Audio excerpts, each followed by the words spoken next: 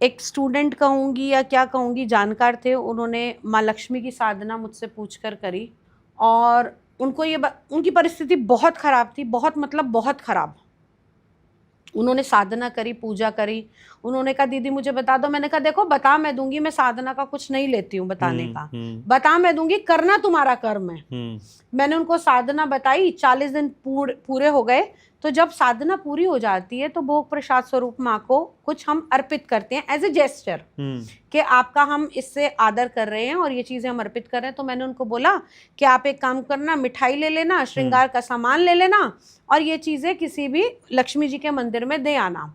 By chance ऐसा हुआ कि उनके कोई दोस्त आए थे उनके पास में, तो वो बॉम्बे रहते थे। उन्होंने कहा कल हम जा रहे हैं और हमें कल जाना है, तो हम कल माँ लक्ष्मी के मंदिर जाएंगे, यहाँ से जाते ही हमारा वहाँ का प्रोग्राम बन रहा है।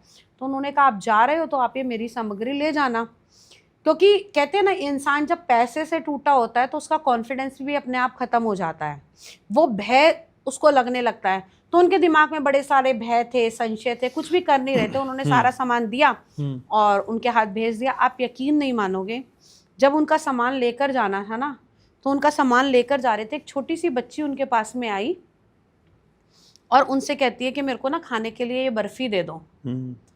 बर्फी उन्होंने दी नहीं। उन्होंने कहा नहीं नहीं तेरे को नहीं दे सकता, भोग की है ये बर्फी। और ऐसे झटक के, उन्हें लगा मांगने वाली है, और उन्होंने ऐसे उसको झटक के और मंदिर में चले गए।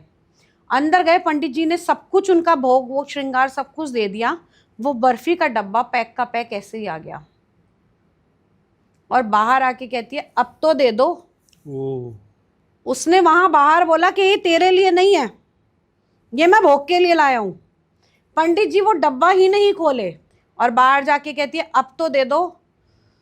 उनके रोंगटे खड़े हो गए। उन्होंने वो मिठाई उसको दी। देखो साधना किसी ने की, भोग प्रसाद किसी ने दिया और दर्शन किसी और को हुआ। इसे कृपा कहते हैं कि कब किस रूप में किसको कहाँ मिलेगा। उसने वो प्रसाद दिया, बस मात्र प्रसाद लिया उसने, डब्बा छीन के, फिर वो दोबारा लड़की नजर नहीं आई।